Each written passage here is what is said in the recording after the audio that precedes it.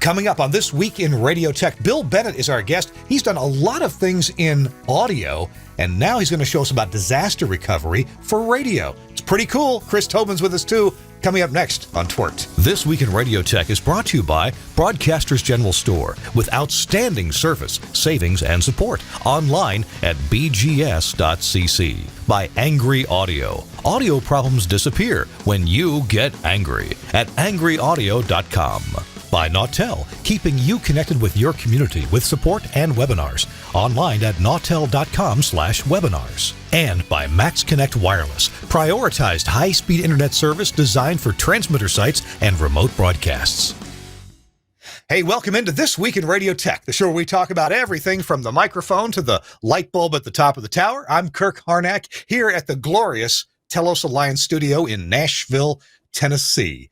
And this is not only my home, my office, but it's also a place that Telos Alliance lets me play with a lot of gear and see what I can break and see what I can make work together. And so I really appreciate all that. You can see that we have Duro meters and Zip One and some other Telos Alliance gear like a Zipstream and some look at this intercom gear right here, and then some nodes and an Ethernet switch. It's all cool. Someday we ought to do it. People have asked, would you give a tour of your office? Yeah, as soon as I clean it up. You see this space behind me here?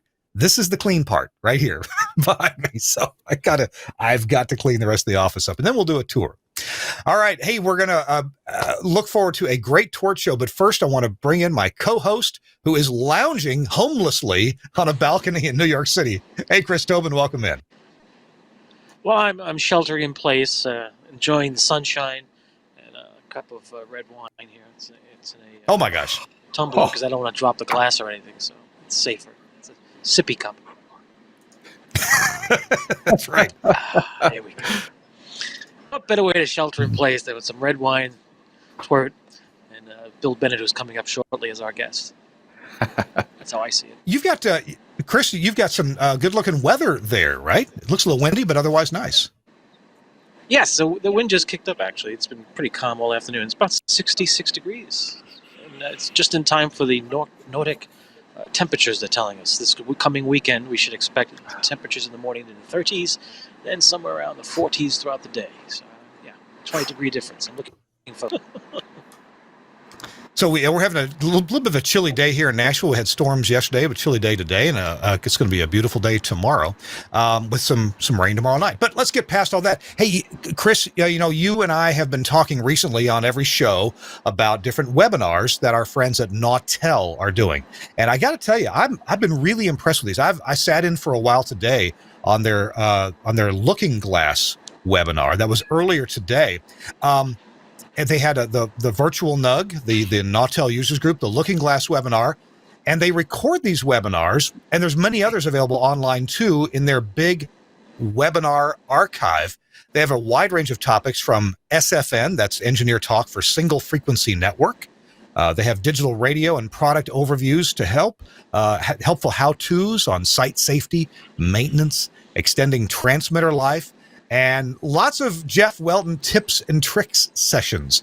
Now, all of the Nautel webinars, if you watch a whole webinar, you qualify for 1/2 of an SBE recertification credit.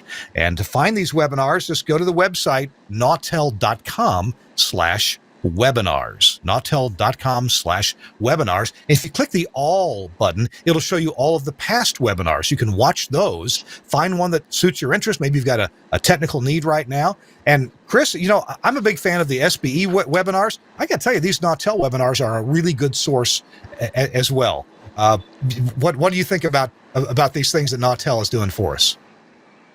Oh, I think they're excellent. It was fun with the folks at Nautel, and I've had the pleasure of talking and meeting with several of them over the years, is they actually ask the questions to the customers. Okay, here's what we're thinking of doing. Will this be something you'd be interested in participating in by viewing, watching, attending? And a lot of times somebody's like, well, not really. They scratch it off the list. Okay, next. Let's try this. What about this? No, that's not going to work either. And they come up with a nice list of things that actually make sense, that serves the, what I like to call, what's in it for me question or statement. Yeah. And they do it well. And they're doing it much better than some of their competitors. And I have to applaud them for that. And I did watch today's Looking Glass webinar and the NUG webinar last week. So it was spot on. And they're not long-winded. An hour or less, and that's it. It's perfect. I've been really impressed with Jeff Welton's stand-up set. So he's standing up in front of something. It looks pretty natural. I'm thinking about changing this set, or at least rearranging the camera so I can stand in front of this monitor, kind of like old days in front of the weather monitor, right? Doing weather on TV. That would be pretty. I'm going to play with that and see what I can make happen. Anyway, it's at nautel.com/webinars, and you will do yourself a favor as a broadcast engineer or just a broadcast engineering enthusiast to go watch some of these webinars. Okay, it's time to bring in our guest, and that is Bill Bennett from Enco. Bill, welcome into This Week in Radio Tech. Hi. Kurt, it is my pleasure to be here with you. Thank you for the invite. Well, you're welcome. You're coming to us from outside around the Pittsburgh area? So I lived there until recently, but I am in Ann Arbor, Michigan right now. So. Oh, that's right. Yep. That's right. Okay, but okay, yeah. Yeah, but I do go back and forth quite a lot, so it's hard. I'm like Chris Tobin. You really never know which state and city I'm in. Just hopping around. So we're going to be talking about disaster recovery, which of course is topical, but we're also going to be talking about maybe some long-term operating paradigm shifts, and you'll be introducing us to some technical ideas about that. You'll also going to be right after our first break. We've got some some disaster stories that you're going to kind of thrill us with, hey, this awful thing happened to this major broadcaster, this major radio station, and, what they suffered and what they did and what they had to do to get through that. But I wonder if you might tell us for just a moment, a little bit of your credentials. You've been in broadcasting for quite a while, but also in different kind of audio application jobs. So kind of give us a little overview of Bill Bennett and what your history is. Yeah, thanks. Well, my background really is, from the radio standpoint, is production engineering. Right out of high school, I started at WJR Radio in Detroit, 50,000 watt AM station.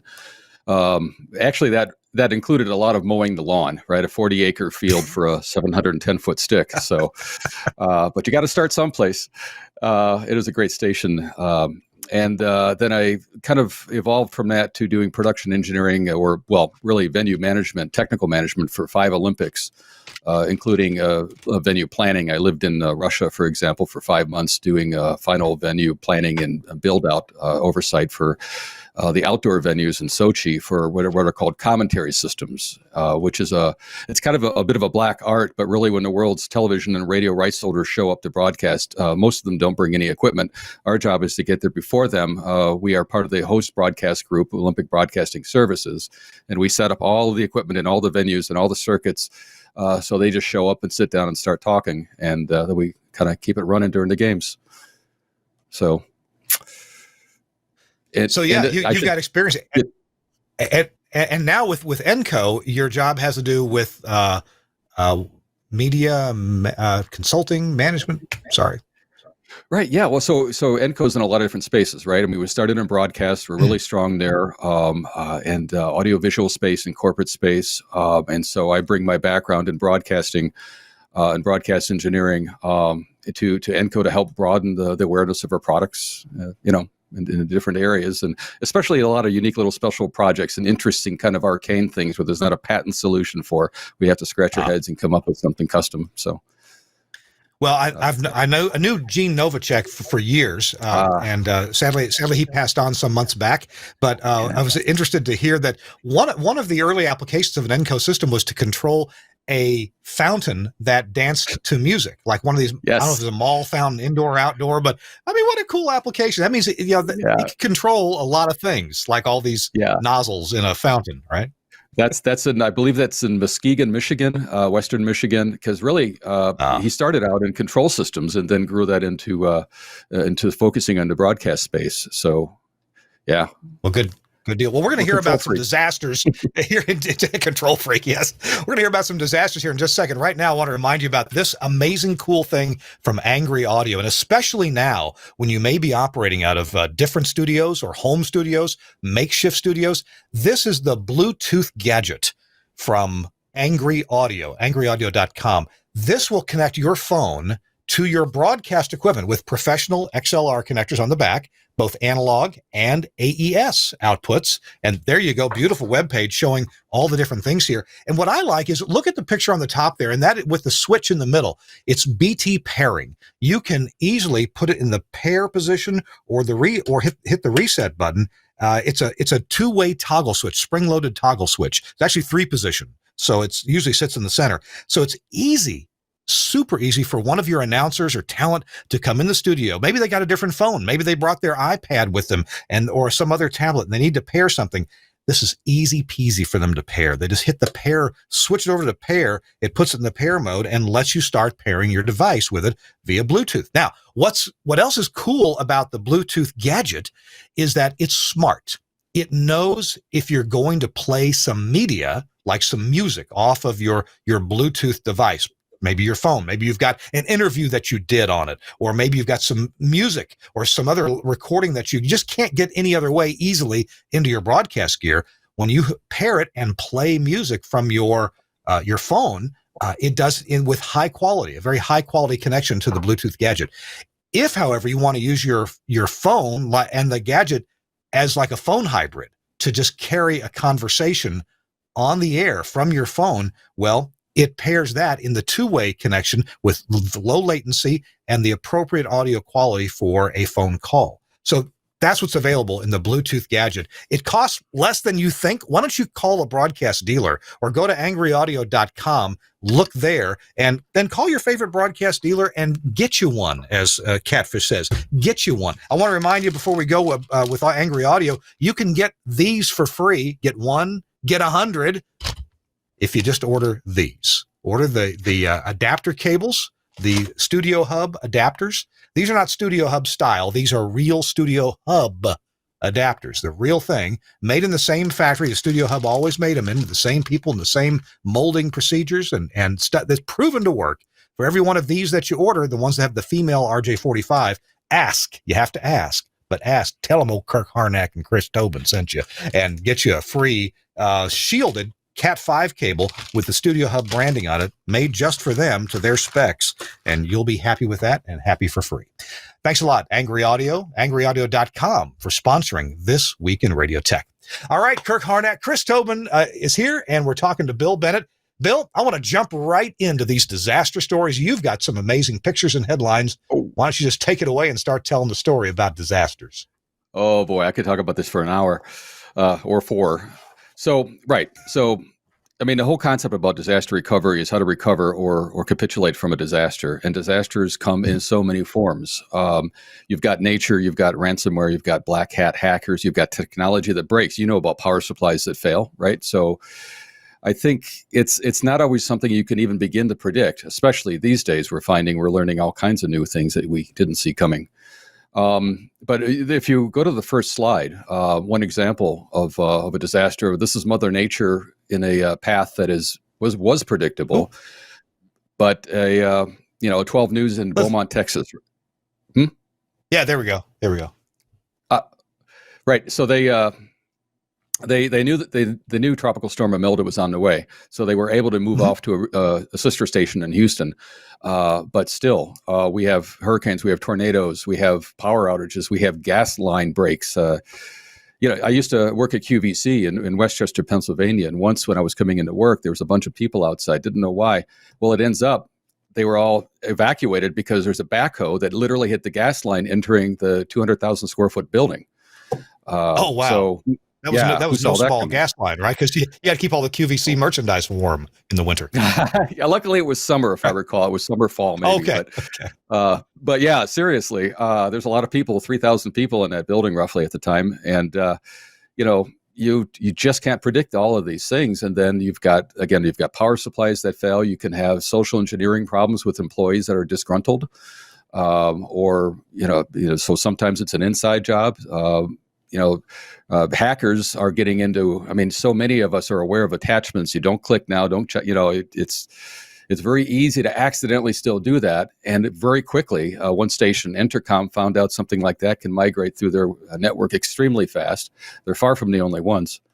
So, more and more of these are affecting broadcasters too. A lot of the time it's still administrative, but more it's getting into the on-air side of things too, which is the ultimate disaster if you can't even use your playout system. If you don't mind, let's take a look at slide number 2 here. I think we have some pictures that wow. So this is a ransomware attack here at KQED. Yeah. Oh, tell us about that. Yeah, sure thing. A wonderful public radio station out of California. This was approximately 3 years ago. Somebody opened up a file and it migrated through their administrative computers, all kinds of computers crashing, the phone lines went dead, station files got encrypted, the mag doors, the prox card reader that you need to get through certain doors, all of that was shut down, so you couldn't get into certain doors because of the demand of Bitcoin. Yeah. Oh, can you imagine? Gosh. Wait, so the card reader to get you in the back door, the front door, or even a lot of places have an engineering suite or rack room that's locked. I mean, you need a card key to go anywhere, or a prox card, as you call it, right? Exactly, and right. A card key, magnetic. So the computer that ran that system was, I guess, on the same network and got its files encrypted too, huh? That's what I understand. Yes, exactly. And wow. And so they were bribed for $27,000 total that at the time related to 1.7 Bitcoin per computer. They didn't pay, and nobody, I think, should pay for that. I mean, it just encourages it. But then they end up spending upwards of $475,000 for all kinds of new network protocols, safety procedures, and staff, full-time hires to just manage the security now. So the interesting thing there is their audio.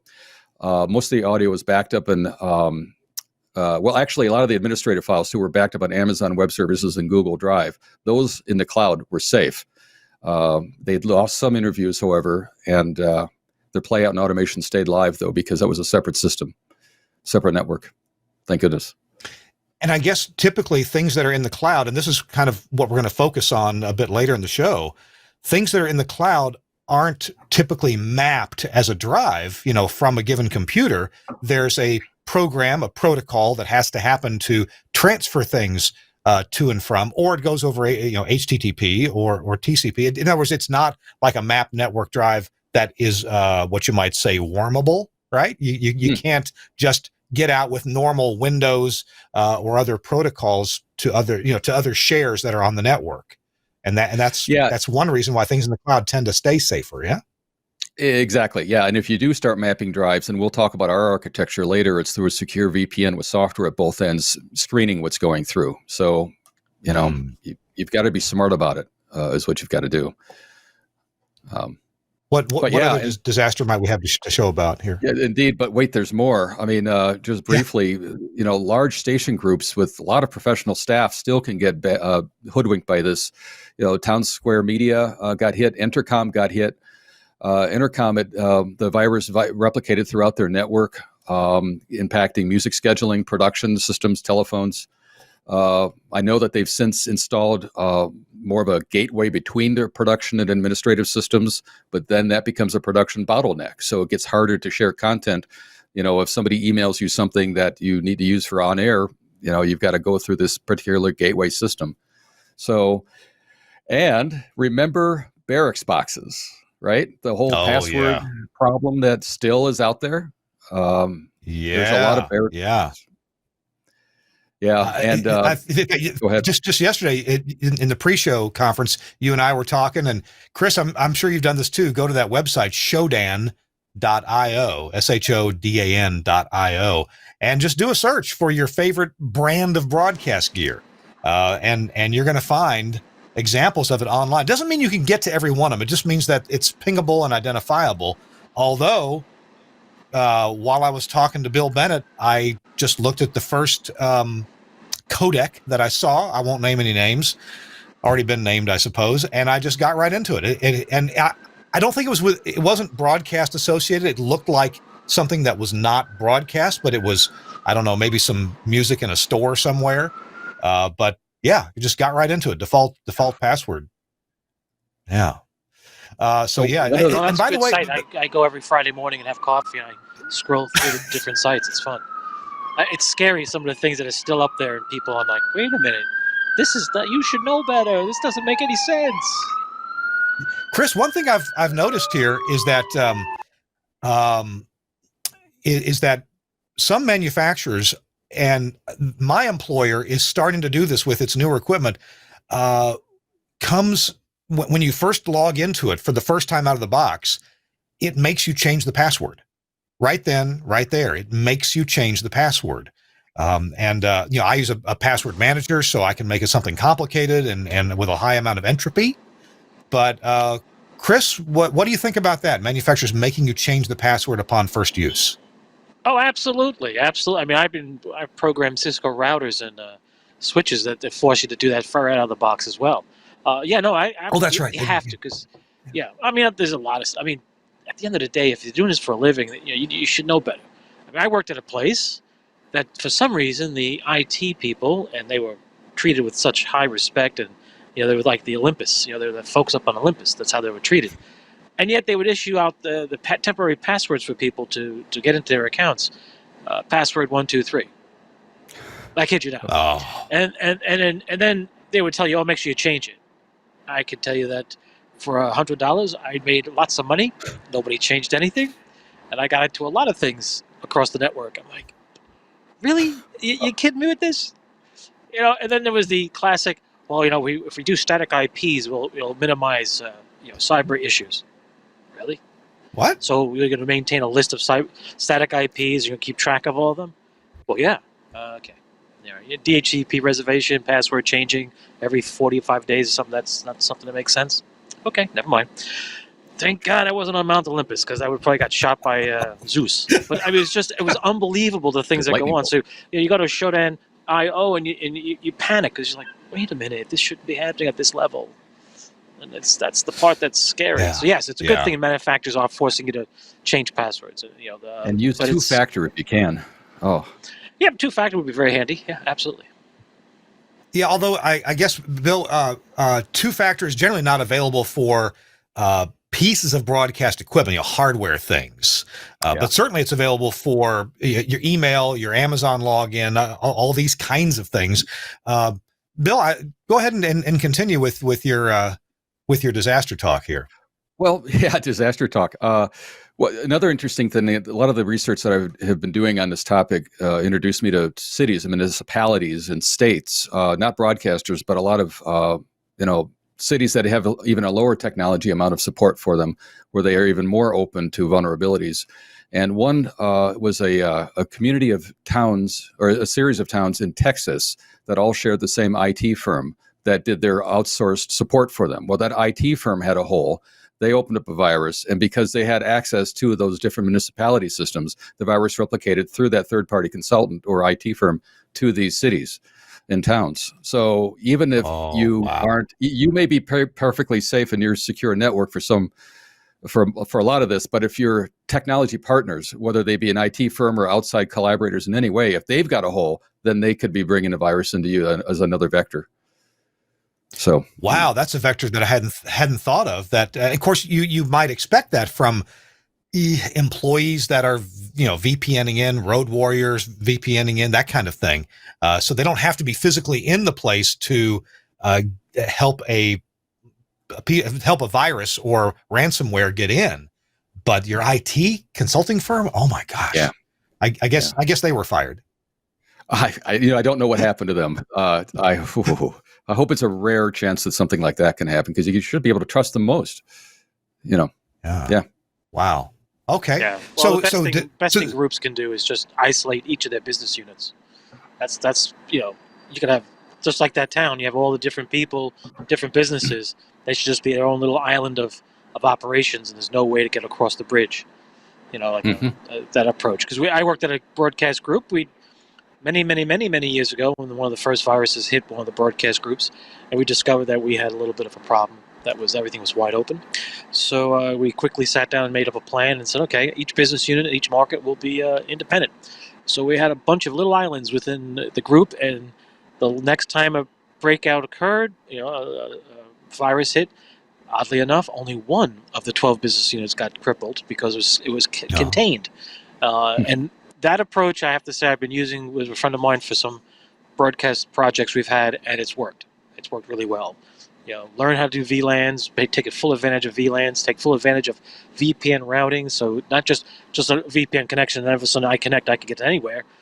You dictate what IP traffic can do, and that'll help minimize. I'm not saying it eliminates, but it minimizes. And I know the folks and locking down the MAC addresses a lot with their yeah, and I know the folks at Enco suggest that a lot with some of their larger network installations. So in a few minutes, we're going to be talking about some of the ways to help eliminate the possibility of this happening with a disaster recovery plan. Bill, what other, are there any examples or advice you have right now concerning people who suffer from a disaster? And by the way, it doesn't have to be a malware disaster that we are planning for. We're in the middle of a pandemic right now that has forced people to change the way that they operate. And in fact, we probably ought to have Chris, if you don't mind, in just a moment or two we have before our next break, Chris, why don't you remind us what you did at your radio station since you couldn't have people come into the studio for a while here. What are you guys doing at WBGO? Well, essentially, we have set up a VPN server, and our announcers are doing voice tracking from the field from their homes, basically, or wherever they wind up. Each of the laptops have got their own ID. They've got a few restrictions built into them, and they just the VPN in, drop in the voice tracks, do what they have to do, and they get out. If they forget to log out or say inactivity, they will be logged out automatically on our behalf. So there's nobody being left in because they forgot. They walked away. The dog's barking, the kids are screaming. So we rotate through to make sure the connections get dropped after a certain amount of time. We've also implemented a couple other procedures, and it all involves VPN encryption, and the business department has its own group of access. So everybody has a different level. I guess I should say it's a tiered access approach, or in the world of, controlled access. But it helps minimize. And do not think it eliminates. Do not think I do not have sleepless nights at times. But at least everybody has the same laptop, so I know what model it is. So if there's a trouble, I know what to do. I don't have to ask them, what do you got? What does it look like? Tell me what buttons are lighting up. We did that. We made everything the same along the lines of whatever we're doing, everybody's got the same things we know, so we can lock it down accordingly. If I have to remote in, we have remote access to all the machines in various ways. So I can help somebody if they're in a panic. You're not in your comfort zone when you're sitting at home trying to do your business reports for the for the CEO. It's like, I think I get this right. I'm not sure. Something's wrong. It's not working the way it should be. All right, calm down. Let me remote in. I see what you're doing. No problem. We got it. We're done. And the fact that everybody's got the same platform makes it easy for me to help things along. So it's been good. But we've been functioning. Actually, we've learned a few things, and looking forward to getting back to operations where we can start taking advantage of what we've learned. We're going to leverage some of the good stuff. This is actually. It's no longer, well, it would be nice if we could do that, but how do we know it's going to work? We can now say it does work. So, and I don't know how much you want to reveal, but I recall that your strategy for continuing operations was to put your automation system at the transmitter site where it was secure and you have access to it, whereas you may experience difficulty in traveling over to the studio location. Well, yes, we were thinking of, if the studio has to be vacated, which we still have people coming through, but not a full staff, but there are still people passing through, and we do have security and whatnot. But what if? We sit there and you go, what if? And the programming folks and the CEO were like, what can we? And I said, well, what if we just stick it here at the transmitter site where I can get access to, which I know in order to get access from outside, anybody getting through has to get through 4 levels of security. So I'm like, probably a better place, and we have access to 3 levels of internet connectivity. So if something should go wrong, we've got 2 backups to that. We've got access to a few things. So we shifted everything, and we're voice tracking, automation, doing everything. NPR News is coming through that facility, and part of it goes through the studios and comes back up to the transmitter. So I'm using both locations in a very interesting hybrid approach, and it's actually working very well. And programming folks are excited because when we get back to our operation, we're going to take advantage of some of the things we've learned, and I think it's going to be good for us. What I think is kind of intriguing is you turned a transmitter site that's in a really good location with great services. You kind of turned that into a mini data center for your purposes to keep you guys on the air.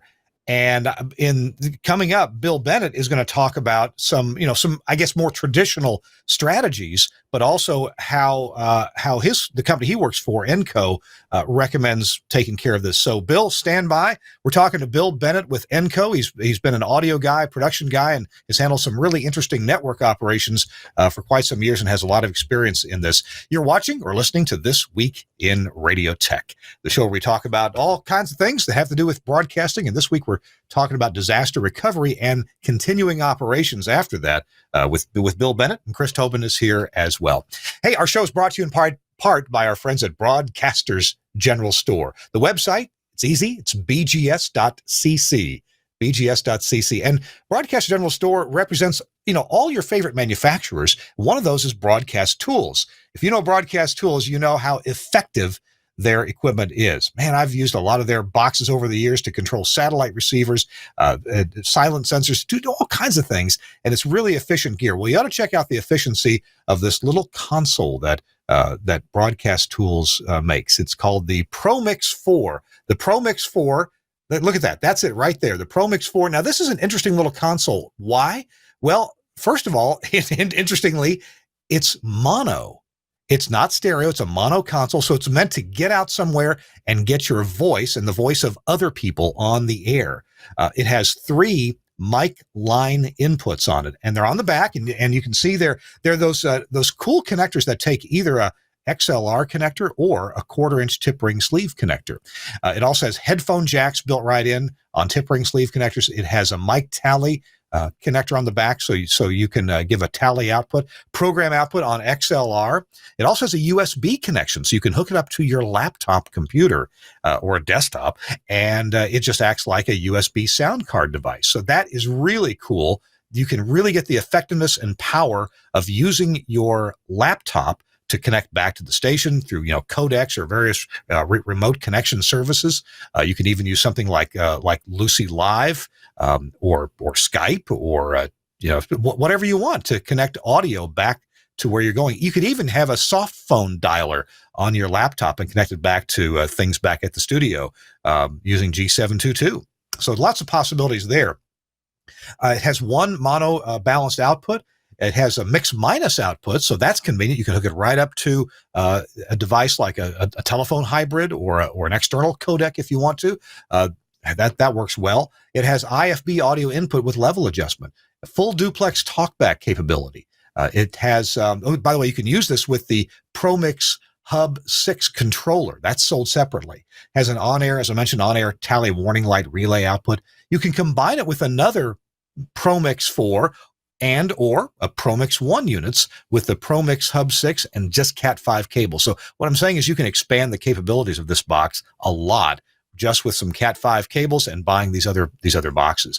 And it can drive multiple AHR 1 plus headphone systems, all from Broadcast Tools. You got to check this thing out. It makes a great, quick remote broadcast, live remotes. Hey, election coverage, that's coming up this fall. Plenty of other, of primaries and other things to cover. If you need to have several people talking together at a remote site, this is a great box to do that. Yeah, you're going to want to look into it. And all you got to do is call your friends at Broadcasters General Store. I gave you the phone number off the top of my head. It's 352-622-7700. It's 352-622-7700, or go to bgs.cc and you can place your orders there. You can get the phone number if you forget it. So check that out if you would. And I got to tell you, Broadcast General Store, they are set up to talk to you on the phone. You want to talk to a friendly voice on the phone?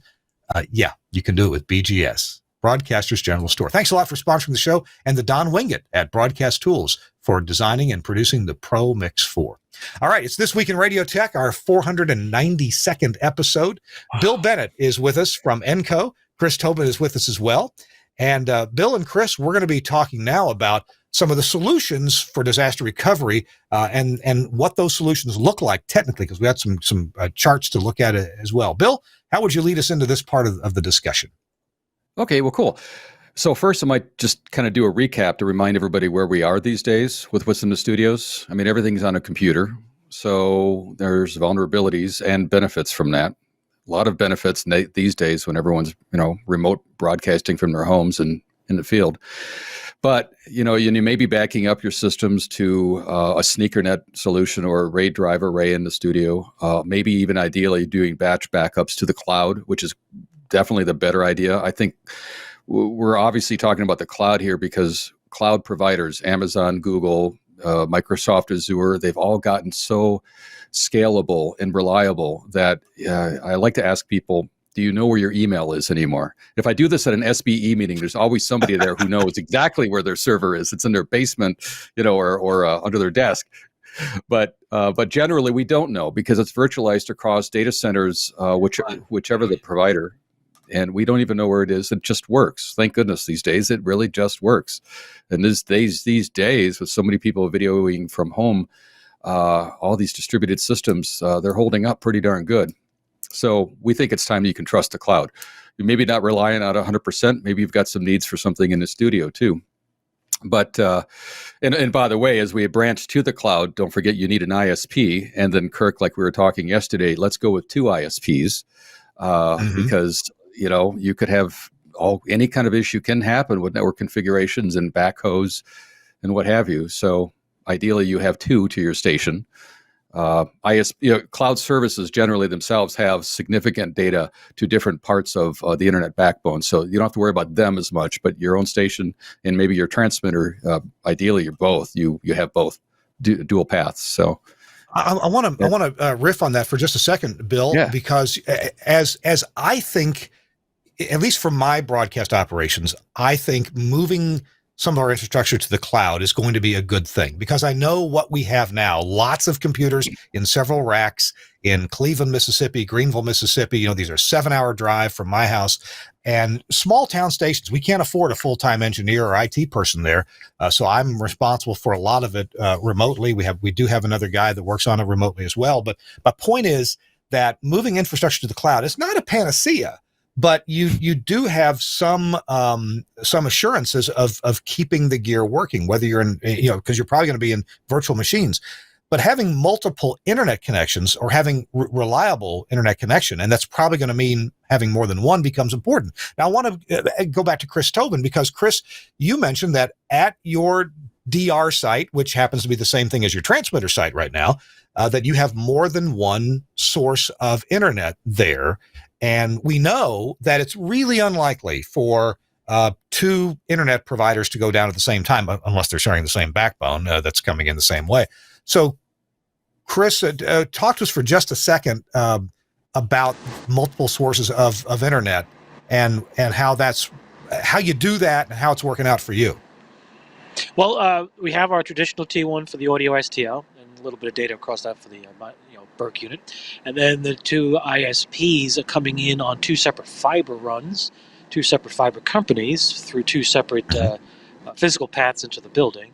And they also are, we're at that point of presence, so it's even better. We're at their backbone. We're right at the POP. So, and everything they do is through microwave point-to-point throughout the city. So all the connectivity is through divergent paths, battery backup. It's I think currently on an 8-hour battery backup. So if we lose power for any reason, the generators come on, their system stays functioning, and we move along seamlessly. It's very nice. But the nice thing is the building we're in. So this is for many broadcasters. People overlook this, and I remember for years talking to folks about multiple entry points to your building. I'm not talking about the one pipe that has 6 different sleeves in it coming into the building on the northwest corner. I'm talking about physical northwest corner entry, southwest or southeast entry, and then the companies that you're working with either create a sonnet ring in and out, or you have separate companies coming in to those points and coming up to you through different parts of the building, or what we call now data closets. So the nice thing is where I'm located, data closets, there are 2. They run the length of the building, so you have 2 different ways up the building. So on either end of the floors, in the event of a problem, there's a good chance one side might be in trouble, but the other side won't be. And that's the redundancy and the forward thinking we tried to do and make it. That's why I figured, well, why not make that our little mini data center for the moment? I mean, we do have cloud services for business office applications and stuff, but at the moment we like to keep the broadcast with us because what we do is very unique. We're a music station that's very different than most stations. So cloud services and that type of stuff is not something we can easily go with just yet. But down the road, probably consider it.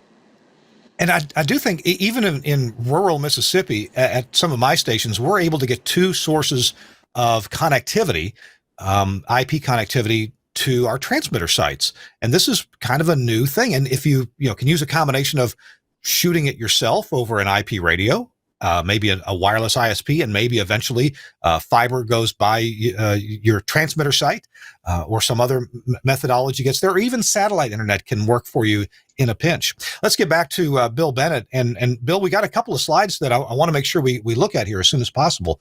What do we want to take a look at with your solutions? So the next slide is your, I think it's number 4. Yep, that's it. Great. So I'll talk a little bit about ENCO for a moment. I mean, those who are used to the product name being DAD, Digital Audio Delivery, our flagship radio automation and playout system. Our goal behind making this a redundant cloud-based kind of solution is creating, first of all, a product that we call DAD DR, aptly named for disaster recovery. You have at the station your main DAD system that you're using for playout day to day. Then you have a cloud component running on a virtual machine. Could be at Amazon, again, Microsoft, what have you. And you then install at the station what we call our gateway product. That is a piece of software middleware designed to keep DAD instances in perfect sync across networks, right? So that is a natural product to link your DAD system at your station to the DAD DR system in the cloud. And that is giving you constant connectivity between the two, your on-air system at the studio and your web DAD product in the cloud. And that's the other thing, is this really cool aspect of this is not just the synchronization from the gateway device or middleware, but also the web DAD environment, which is a really slick HTML5 compliant web GUI interactive kind of layer that we've built onto DAD now, that allows you to control DAD via website or smartphone or tablet, instead of having to just use a simple, the application just on one computer. You can therefore access a virtual instance of it in the cloud with the WebDAD product. So it takes a lot of little pieces of tools to have to piece together, and those are therefore the pieces we've architected to do that. And what you get is your playlist, your content, your log files. They are all replicated in real time between your station and the cloud seamlessly, and you can pull or push between the two if you need to, because eventually if you have to go to the cloud for a disaster playout, you're eventually going to go back to the studio and you're going to want to pull back those log files and synchronize them, right? So it's designed to go both directions, because you got to have your as runs, right? Because you got to know if that ad played. There's a layer that we're using here. Chris was, of course, talking about how they're using secure VPN at his station. That's a necessary component for what we are using as well. We're actually mapping drives at both ends going through VPN, but the gateway application, our product, is screening and limiting the types of files that can go between. So no, you can't back up an executable from your station to the cloud. So if there's a virus on an executable or batch file or something you've got at the station, it's not going to go to the cloud. It's very surgical as far as that. It's not a copy of the OS. It's very specific. And so that's kind of the first half of that, right? Because that's getting your play out and WebDAD being the interface that's hosted in the cloud. We'll get to that next, because let's say you do have to leave your station. Let's say you do have that gas line leak and everybody runs out. Well, you can go to the nearby Starbucks, maybe not the one that's next door, right? Because you still got that gas leak thing going on. So go to the one a block away. And then you can log in remotely.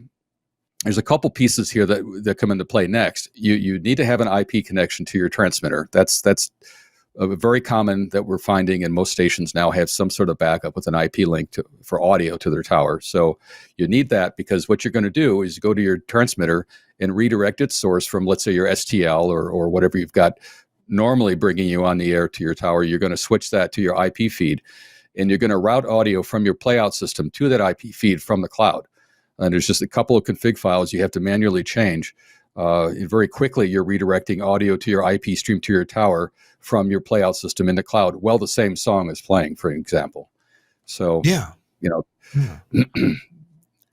So as we talked yesterday, there are several different models that are coming into use for people to get audio from a cloud-based playout system to the transmitter side. And you guys are sending a stream, a private stream, or I guess you could pick up a public stream. There are transmitters on the market now. There's audio processors on the market that, as one of their audio sources, can be a stream from the internet. So one Indeed. could, for example, I happen to know I believe the Omnia 9 processor. You can choose, the analog input, the AES input, or an RTP input, so you can stream to it. So these are definitely possibilities to change the input on an audio processor. There's other ways to do that too. Yeah, go ahead. Oh no, keep going. I don't want to interrupt. Yeah. Oh, okay. Well, so there's other ways to get this. Sorry about the delay. There's other ways to get this done too, including sending the whole MPX signal over IP and making a switch into where it's being sent from. You can even put your audio processing now in the cloud. That's a possibility. Some folks have been selling that for some time. So there's different ways to get this done, even with RDS built into it. So there's ways to really do this, almost the same thing you're doing now from the studio, and have it come from the cloud. Live operations are a little bit more touchy. It so happens that my employer has some ways to get that done right now.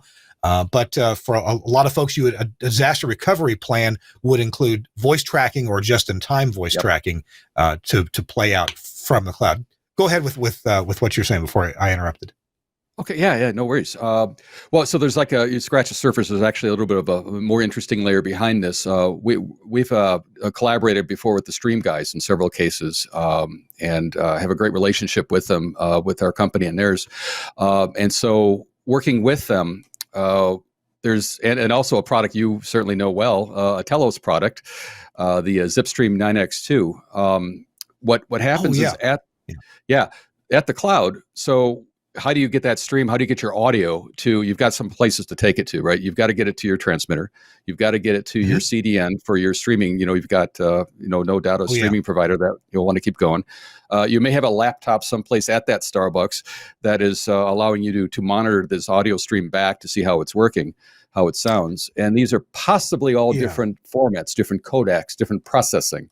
So the Telos Zipstream product is a nice piece of software-only middleware that you can run in the cloud that can then you get at the audio from your playout system from WebDAD and DAD, and then it will send these stems out to your transmitter, your monitor station, your CDN.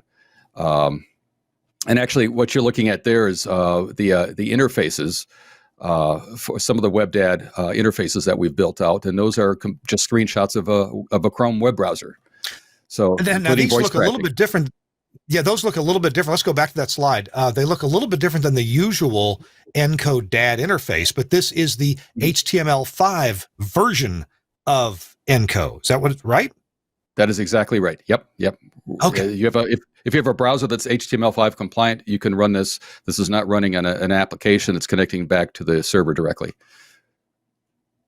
So we have playlists. You can edit playlists, and it still supports mini arrays. Like I said, voice tracking. Most of the popular features that the DAD product has is built into WebDAD, and we keep evolving it, of course. So, but so this means that and if we just explore that a bit more, that the Encode DAD, the disaster recovery, the DR that's running in the cloud. I mean, with proper credentials and maybe a VPN, I'm just log into that and I can run the whole thing on my screen, including voice tracking. So I can essentially put production up there. Oh yeah, here's the disaster. That's a good slide. Talk about this slide. Yeah, this is just, again, a little bit more of a scratch of the surface to the way this diagram is laid out is at the top is what's in your data center. Again, showing the DAD system running there, the WebDAD, and also the Zipstream middleware, right? And then connecting to the cloud. On your left, you have your IP feed with your audio stream to your transmitter, and on the right side, that's also through the cloud going to your laptop where you're controlling this from. And that's also where you can do the voice tracking from, right? You could cut these, short, long, whatever interstitials and upload them into your playlist dynamically on the fly as you go. So let's say that I know nothing about arranging for cloud services, and actually I don't.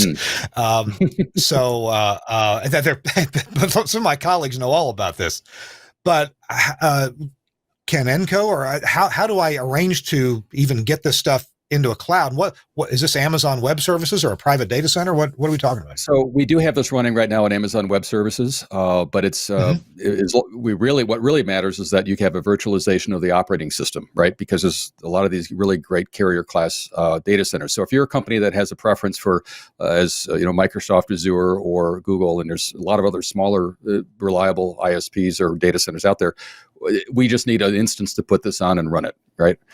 So. And that's the cool thing about virtual machines is that it's still running in the operating system you rely on. It's just you're just sharing it with a bunch of other people, and that works out pretty good. So if I wanted to implement this, I talked to somebody at Enco, and you guys helped me get the right people at a data center to. I mean, let's say I know really nothing about this. Okay. Yeah, because a lot of this depends on our great relationship with the stream guys, though, right? And so because they've done a lot to help us understand navigating of streams and CDN connectivity and in that complexity that even I don't, I'm talking from a perspective of knowing how this works, but there's a lot of little detail in there that takes some time to figure out. So we do kind of package all that together for the customer and make it a one-stop solution. Yeah, you mentioned a moment ago. You mentioned Telos's streaming encoder, the 9x2. So that's also running in the cloud because it runs on Windows. Doesn't matter if it's in the next room or if it's running in the cloud. So that's the way the audio gets out, and that's up in the cloud. So you can get audio, as you mentioned, to your CDN and to your transmitter side, and also you can get a less buffered version, like listening through your CDN, you might be looking at 20, 30 seconds worth of buffering. But I know from my own radio stations, I can listen directly and I get a much, much lower amount of buffering, maybe half a second or so for my purposes. Yeah, so I can listen. I can hear things happen.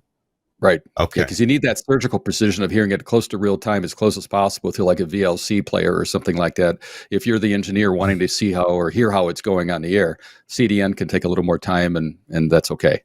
So, it's a pretty neat product. I have to say that's a really neat Telos product there.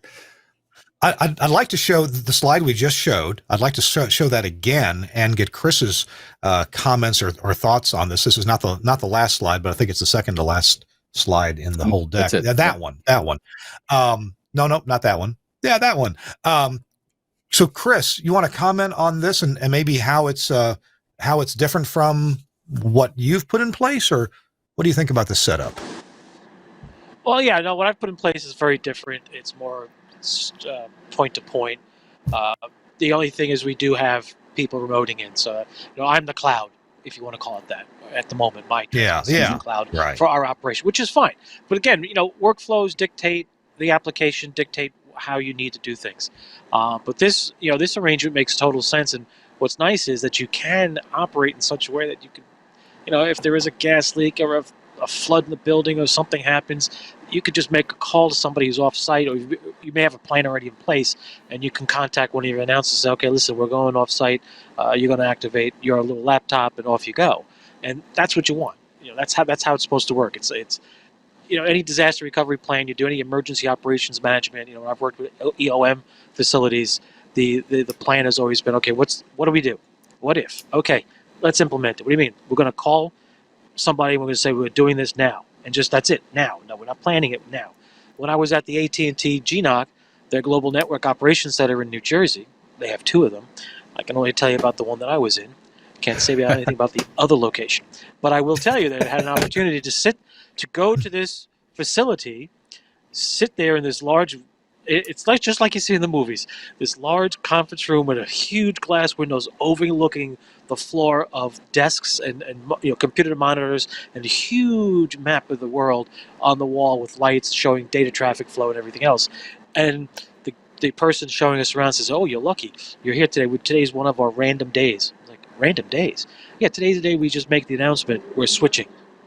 We just hit a button. And the light goes on in everyone's console. They know what that means, that they've just lost connectivity at their desk, and we're now switching to the alternate site. And certain key people will get up and leave and head over. And I kid you not, like clockwork, I just watch it like, well, look at that. Network operations did not stop. Somebody made an announcement. We have control at Site B. Site A is now offline. Everyone's looking around going, okay. And that's it. It was like less than 15 seconds. And there were people designated to get up and head over to the other site to make sure that everything is functioning and take control, full control. I mean, right now it's automated. But that's the beauty of the cloud concept. If you design it that way, if you just do a cookie cutter, we're doing this, it's plug it in and go, you're not going to have what you should. And I think what Bill is showing, what Enco has thought through is, hey, here's what you have. Here are the pieces that you should be looking at. Here's how you can make it work for you. And at the end of the day, we're using HTML5s. It makes it even easier. You don't have to run about an application. You go, oh, Bob's got the laptop, but he doesn't have the current version of software. We're not going on the air today. You laugh, but I guarantee you there's at least 3 dozen people in the audience just going, yeah, we were there a couple of times this week. So that's how you have to look at this. Maybe make part of your transmitter site a cloud, a small cloud to the intermediate, to the larger cloud, or maybe you need to look at it from different perspectives, and that's the key. It's the what-if scenario, as everyone always talks about, and at the end of the day, how do I preserve what we do? Because it's got to be as close to what you're accustomed to. Otherwise, your staffers, and I'm talking from the announcers through news, sports, business office, production personnel, if they have to operate in an environment that they're not familiar with, you are dead. Your disaster recovery means nothing. You just lost all your money. Think about it. So if you're a production guy who gets a phone call, Bob, don't bother coming in. We're vacating the building. There's been a water main break. You're going to have to work from home. Okay, no problem. Fires up his Pro Tools, whatever he's got. He logs into some server setup, and he starts producing stuff. Keeps to his schedule. He's happy. Business office, hey, Jack, we're shutting down the building because of X. Can you work from home? Yeah, no problem. I can log into the business software servers, and we can do invoicing, e-billing. We'll be fine. That is what you need to be able to do. And what Enco's offering on the the radio side, we'll call it, right, the broadcast revenue side, is the ability to be, hey, okay, so we got to move out of the building today. So what?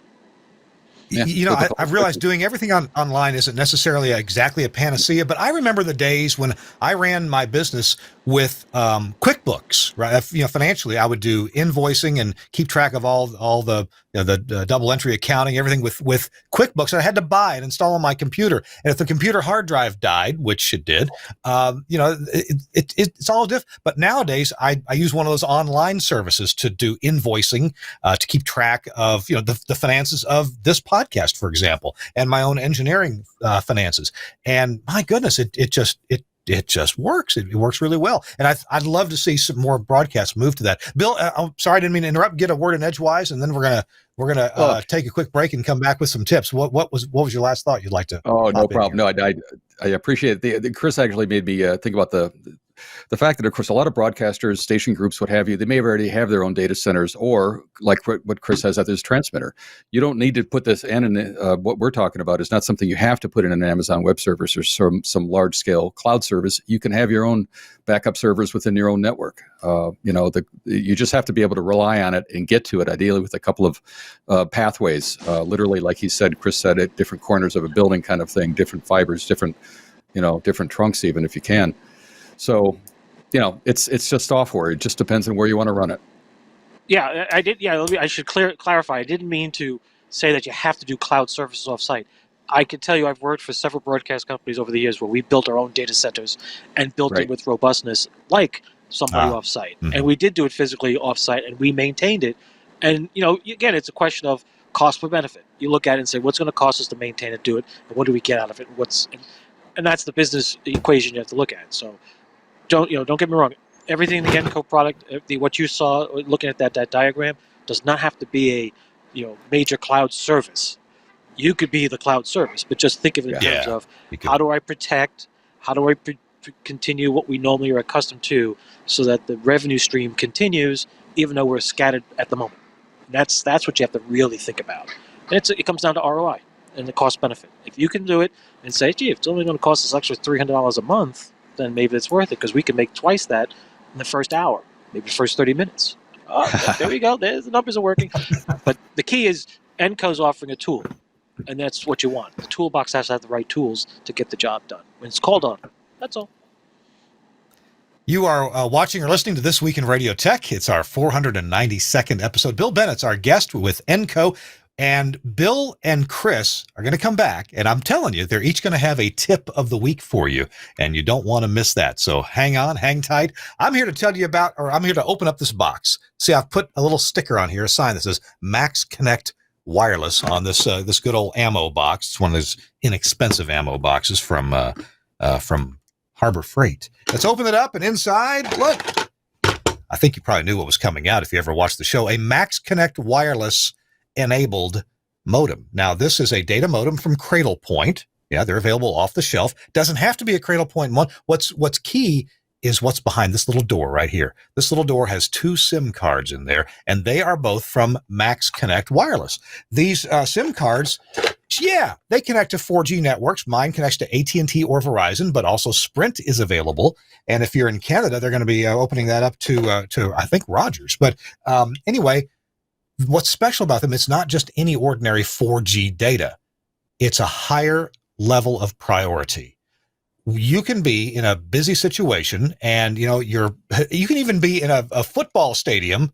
Well, okay, right now there's nobody in there, but you know what I mean? You can be in a crowded location where people are using their phones all around you, and your data rate on your phone could really get bad.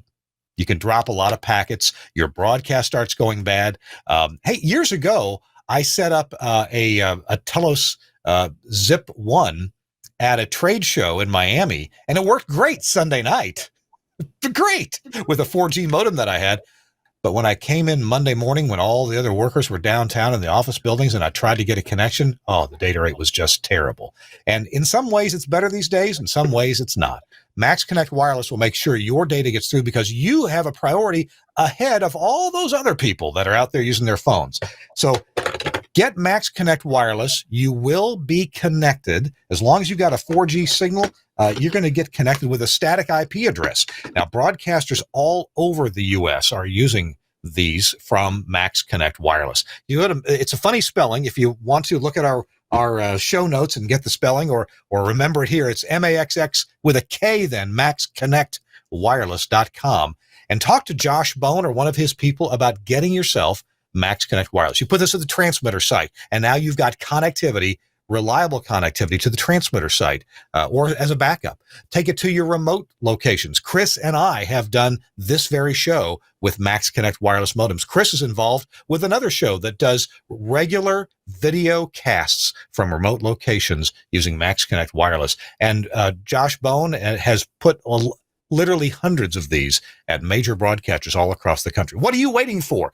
Get yourself a Max Connect Wireless. You've got reliable IP connectivity with any of several carriers, and so that means your broadcast can happen. That sale, that remote that you sold, that can continue to happen and happen reliably, or getting to the transmitter site for data or for audio with Max Connect Wireless. Check it out, maxconnectwireless.com. Thanks a lot, Josh Bone and Max Connect Wireless, for sponsoring This Week in Radio Tech. Okay, let's check with Bill Bennett. Bill, can you have a tip of the week for our listeners? I actually said this earlier in our broadcast today, but I'm going to say it as a tip, really official now. Use two-factor authentication wherever you can.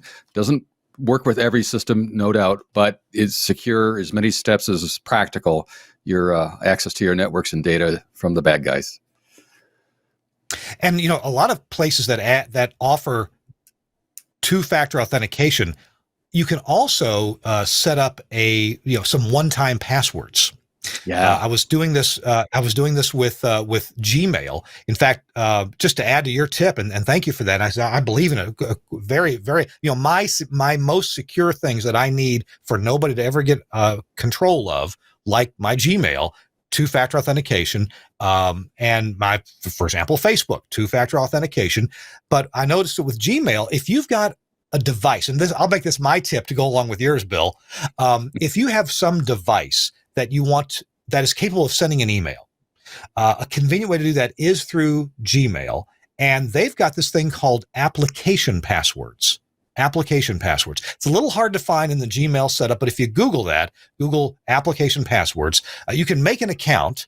Even if you're not a regular Gmail user, make yourself an account for your devices to use. Maybe you've got a printer that's going to email you. Maybe you've got some software that runs on a computer that when something goes wrong, it's going to send you an email. Make you an account for that and then go and find application passwords. And this is a really secure way to let a device use this special password and send information through there. And you're not at risk of somebody getting into that device and finding out what your Gmail password is. It's a password that actually only works from that device.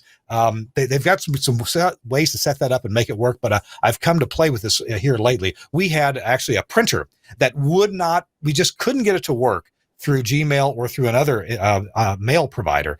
And so somebody said, hey, try the application passwords from Gmail, and that solved the problem. And now we're using it on several different things around our broadcast plant. So good advice. You can also get one-time passwords. You can actually keep them on a list, put them in a text note for a secure note for yourself. If you have to get into something that the password's gone wacky, use a one-time password. Bill, good idea. Thank you for that two-factor authentication reminder. Thanks, Kirk. Chris, how about you? That was good. It was good. Well, in these times that we're in right now, we have a lot of crazy stuff going on. So my portable kit right now is a power supply, my lightning cable, and a battery for my phone. Because you never know where you may wind up. And these days, you just can't plug into a kiosk or some subway outlet, whatever you like. People do that, but right now it's not advisable. And the other thing I got to remind everyone is keep track of what you're doing. The other day I got a call about something. We had a problem with one of our VPN links. And it was so nice to be able to, look at that. I look it up exactly what I need. Oh, yeah, your password ID is this one. You have the wrong information. Done. I could have used my iPad, which it's backed up on, but I was out on the street. I'm not about to pull the iPad out, scrolling through and look for it. That was real quick. In my bag, open it up, right to the page. I have all my stuff, and off we go. I say this only because there are going to come times during disasters, pandemics, bad weather, where you may need to reach out to something, and wet tablets don't really do well when there's water on the surface, so you're going to get panicky. At least if the ink runs, I've got the information firsthand, and I can rewrite it. There you go. Good advice, as always. Chris often tells us to label things and write them down, and yeah, that is good advice. In this day of electronic stuff, sometimes we're not so good about writing things down, but it's a good idea. I'm sure you keep that notepad pretty secure, don't you, Chris? Oh, it's secure. Trust me. It stays where it needs to be. I know where it's at all times. Good. Short of a handcuff on my wrist. No, hope that doesn't happen. Hey, we got to go. Bill Bennett, I want to thank you for being with us from Enco. Great advice and good disaster recovery information from Enco. And I want to see how people implement this. And I'll look forward to hearing back from you about people implementing this kind of DR in the cloud.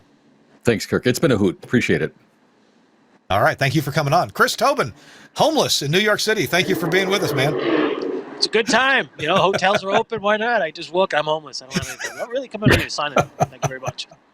It's crazy. Trust me, it's crazy. Who knew? And, hey, I wouldn't have thought to kid you about that until our last week's guest, Dan McQuillan, did. So. I think it was great. All right, and I can't wait to see him. It's going to be fun. I'm going to say, look, I need some money. I'm homeless. And here I am sheltering in place. By the way, coming up next week, we've got an interesting show. Rob Ashard from the UK is going to be our guest, talking about audio and audio for TV and some interesting things that they've been going through with this sheltering in place and trying to do television production and when they get back in and do more, big time television production. Rob has been on before from Radio Caroline. He's going to be on again. So that's going to be an interesting show. As for this show, we've been doing the work from home thing for years. Our show producer, Suncast, if you don't know it, he produces this show away from the control room. The control room's in New York. Suncast is not in New York. He's in Michigan himself. And so he does a great job of doing this whole show remotely. And then, of course, Chris and I, we're never, in the studio ourselves. We're in our own studios. So it's just it's a great experience. And, it's an honor to share those experiences and bring them to you. We got to run. Thanks a lot, Suncast. Thanks also to Arian, the founder of the GFQ network. And we got to go. We'll see you next week on This Week in Radio Tech. Bye-bye.